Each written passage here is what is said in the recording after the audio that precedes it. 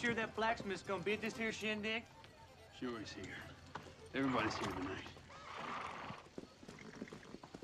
You gentlemen will have to check your firearms if you want to join in on the festivities. Who's gonna make us, tenderfoot? You? I am. Marshal Strickland.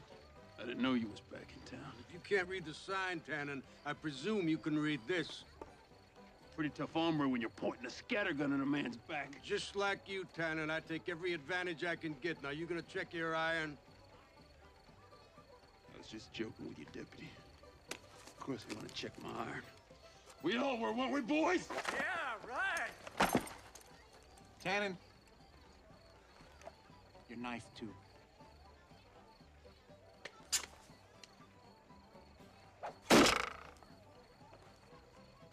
Smile, Marshal. After all, this is a party.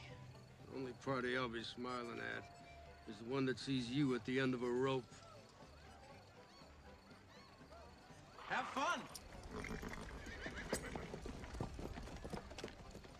So that's how you handle him, son. Never give him an inch and maintain discipline at all times.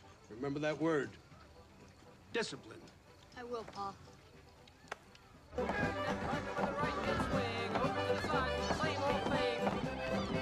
Thank you very much. Why, Mr. Eastwood, nice to see you. I see you got yourself some respectable clothes, lad. And a fine hat. Yeah, well, a couple people didn't like the way the other one looked on me.